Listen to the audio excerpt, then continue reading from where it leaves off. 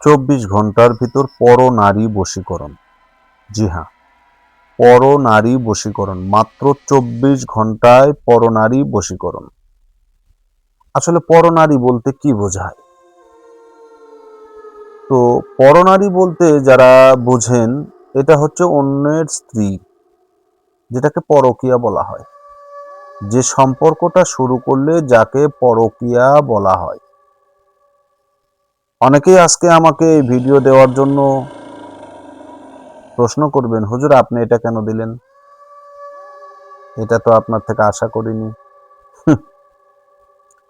তো আসলে আমি এমন একটা কাজে আছি আপনাদের কাছে, যে আমি ইচ্ছা যদি করি যে এটা আমি দিব আর এটা দিব না, তারপরেও আপনারা একের পর এক আমার কাছে চাইতে থাকেন।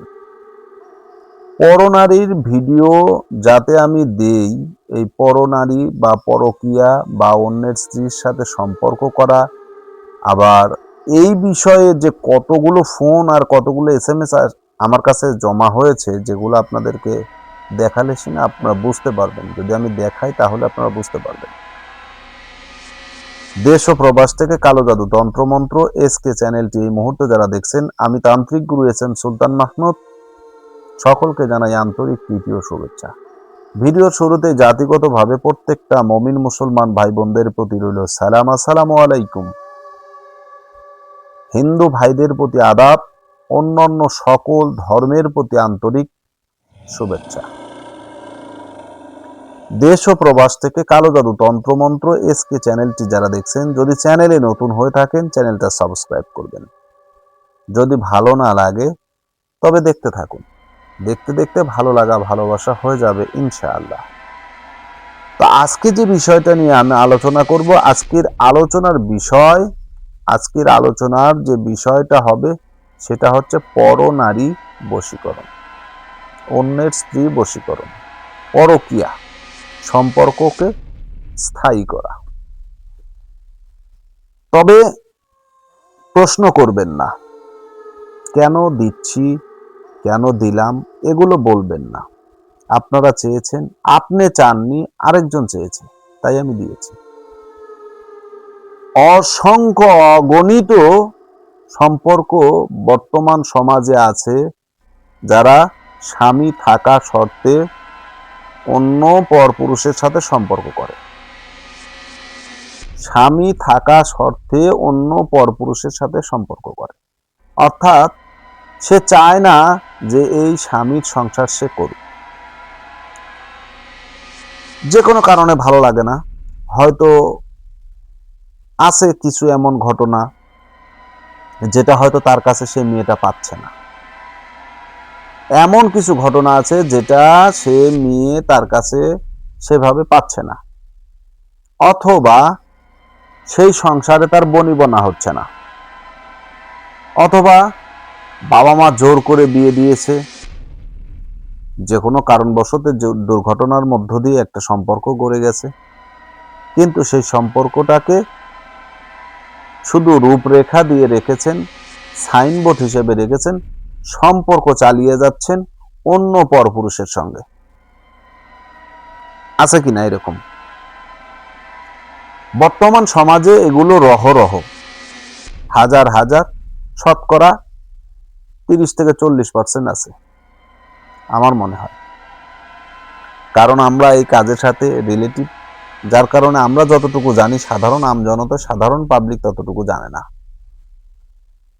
মূল যে বিষয়টা, আমি যে বিষয়টা নিয়ে আলোচনা করব, আজকের ভিডিওটা একটু বড় হবে, কারণ এই মন্ত্র, এটা যদি সঠিকভাবে আপনাকে বোঝাতে যাই তাহলে একটু সময় লাগবে। আপনাকে ধৈর্য ধরে ভিডিওটা দেখতে হবে, শুনতে হবে কথাগুলো, তাহলে এই মন্ত্র দিয়ে কাজ করতে পারবেন, বা এই তাবিজ দিয়ে আপনি কাজ করতে পারবেন, তাছাড়া কিন্তু কাজ করতে পারবেন না। এই যে পরনারীকে 24 ঘন্টার ভিতরে যে বশীকরণ, এই বশীকরণটা যারা করবেন, আমি একটা সীমারেখা দিই, এই ব্যক্তিগুলো এই কাজটা করবেন, বাদবাকিগুলো এগুলো করতে যাবেন না। বাদ বাকিগুলো এই কাজটা করতে যাবেন না, ভুলেও করবেন না। কেন করবেন না জানেন? পরকীয়া সম্পর্ক করলে সংসারে অভাব অনটন আসে। পরকীয়া সম্পর্ক করলে ব্যবসা বাণিজ্য নষ্ট হয়ে যায়। আপনার আয় রুজি রোজগার থেকে আল্লাহ তাআলা বরকতকে কেড়ে নেয়। আপনি যে ধর্মেরই হন না কেন, আপনার রুজি রোজগার বন্ধ হয়ে যাবে। ধীরে ধীরে ব্যবসা বাণিজ্য সবকিছু লাটে উঠে যাবে। তো পরকীয়া সম্পর্ক করবেন না। তো এর পরেও যারা জড়িত হয়েছেন বা পরকীয়া সম্পর্ক দীর্ঘদিন চালিয়েছেন, স্বামী থাকা সত্ত্বে অন্য মেয়ের সাথে সম্পর্ক, অন্য পুরুষের সাথে সম্পর্ক, অথবা স্ত্রী থাকা সত্ত্বে যারা অন্য নারীদের সঙ্গে সম্পর্ক করে, এটাই পরকীয়া। এখন আসুন, যদি প্রকৃত পক্ষে আপনি সেই নারীকে বিবাহ করতে চান বা সেই নারী আপনার কাছে বিয়ে বসার জন্য আপনাকে ধুইয়েছে বলতে বুঝেন, মানে আপনারে বাঁশ দিছে। এখন সামনে দিয়ে দেখ, পিছন দিয়ে দেখ, সাইড দিয়ে দেখ, যেদিক দিয়ে দেখ দিছে, একটার পর একটা এককালা বাঁশ আপনি খাইছেন। খাওয়ার পরে এখন সেই নারী বলতেছে না, আমি তোমাকে বিয়ে করব না, অথবা আপনাকে ব্লক করে দিয়েছে, আপনার সঙ্গে যোগাযোগটাকে বন্ধ করে দিয়েছে। তো যখনই যোগাযোগটা বন্ধ করে দিয়েছে, তখন তো আপনি বেকায়দায় পড়ে গেছেন। আরে এতদিনের সম্পর্ক, তোকে তো আমি নিষেধ করেছি যে এভাবে সম্পর্ক হবে না, বা এটি বুঝাইছেন, বোঝে নাই। সে নিজের থেকে সম্পর্ক তৈরি করছে, নিজের থেকে। এরকম রহ আছে, আমার কাছে প্রমাণ আছে। তো নিজের থেকে সম্পর্ক তৈরি করেছে, এখন সেই সম্পর্কটা ইচ্ছে করে আবার নিজের থেকে ভেঙে দিচ্ছে। এটা কি সম্ভব? সম্ভব না। তো এই নারীকে যদি আপনার জীবন সঙ্গী হিসেবে যদি স্বীকৃতি দিতে চান যে না, ওই মেয়েকে আমি বিবাহ করব, তাহলে এই বশীকরণটা আপনার জন্য, তাছাড়া করবেন না। এছাড়া এই বশীকরণ ক্রিয়াটা ভুলেও কেউ করবেন না, অত্যন্ত ভয়ঙ্কর এবং বিপজ্জনক। এই যে ছোট্ট একটা মন্ত্র, এই মন্ত্রটা অত্যন্ত পাওয়ারফুল এবং কার্যকারী। মন্ত্রটা শুরু হচ্ছে আয়াসা থেকে, শেষ হবে পুরিয়াস। ঠিক আছে? পুরিয়াস পুরিয়াস পুরিয়াস। তো এই যে পুরিয়াস আর আয়াস থেকে যে শুরু, এই মন্ত্রর এখন আপনাকে হাকিকতটা আমি বলি। হাকিকতটা আপনারা শোনেন। পরনারী বশীকরণ অর্থ হলো বিবাহিতা নারীকে বোঝানো হয়েছে, যদি কোনো ব্যক্তির অন্যর বিবাহিতা নারীকে পছন্দ হয়ে থাকে, নিজের করে নিতে চান, তাহলে এই কার্য আপনার জন্য। আমি আবারও বুঝিয়ে বলেছি, তো পরনারী হচ্ছে অন্যর স্ত্রী। এখন যে নারীকে আপনি পছন্দ করেন, তার ব্যবহৃত, যে এটা কিন্তু আমি নিয়ম বলতেছি, যে নারীকে আপনি পছন্দ করেন তার ব্যবহার করা একটা কাপড় আপনাকে চুরি করতে হবে। হাতের এবং পায়ের নখ, সে যখন নখই করে, আপনি তার কাছ থেকে নখ নেবেন, ছলে বলে কৌশলে তার হাতে পায়ের নখ আপনি নেবেন। অথবা যদি সেটা আপনার মানে সমস্যা মনে হয়, হুট করে দেখবেন, এক সময় বলবেন, আরে তোমার হাত পায়ের নখ এত বড়, ভালোবেসে তার হাত পায়ের নখগুলোকে আপনি নিজেই কেটে দিবেন। সেখান থেকে হাত পায়ের নখ আপনি নিয়ে নিলেন, সংগ্রহ করলেন। ঠিক আছে? এরপর আপনাকে যেটা করতে হবে, এই জিনিসগুলো সংগ্রহ করার পরে আপনাকে যেটা করতে হবে, হাতের এবং পায়ের কিন্তু নখ নিলেন আপনি, তার ব্যবহার করা একটা কাপড় নিলেন, সংখ্যা গুনবেন।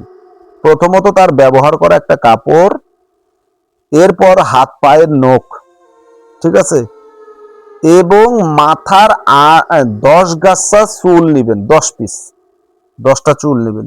মেয়েরা যখন চুল আসছে তখন অনেক চুল পড়ে যায়। আচ্ছা, চুল নিলেন, নেওয়ার পরে আপনি সুন্দর করে এই জিনিসগুলোকে সংরক্ষণ করে রেখে দিলেন। আপনাকে চিন্তা ভাবনা করতে হবে পূর্ণিমা কবে। প্রতি মাসে কিন্তু পূর্ণিমা হয়। এই পূর্ণিমা অনুযায়ী আপনাকে এই জিনিসগুলো নিয়ে রাখতে হবে, একটা পোটলা করে রেখে দিবেন। এরপরে এই যে নকশাটা আপনাদেরকে দেখাচ্ছি, দেখেন নকশাটা, এই নকশাটা আপনাকে ভোজপত্রের উপরে অঙ্কন করতে হবে। সাদা কাগজের উপরে অঙ্কন করলেও হবে, ঠিক আছে? এই সেই নকশা, এই নকশাটা আপনারা সাদা কাগজের উপরে লিখে রাখবেন। এবং এই যে নখগুলো যে নিছেন, এখানে আপনার হাতে পায়ের নখগুলো আপনি ওই নখের সাথে একত্রিত করবেন এবং আপনার মাথার 10টা চুল আপনি ওখানে দিবেন। আপনার হাত পায়ের নখের বাম হাতের এবং বাম পায়ের নখগুলো আপনি ওর ভিতরে মিশ্রণ করবেন। এরপর যেটা আপনাকে করতে হবে, কাপড়ে টুকলি করে এগুলোকে পুটলি করে বেঁধে রাখুন।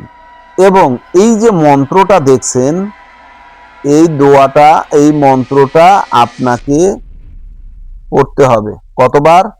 99 বার পাঠ করে এই জিনিসগুলোর উপরে আপনাকে ফুঁক দিতে হবে, ঠিক আছে?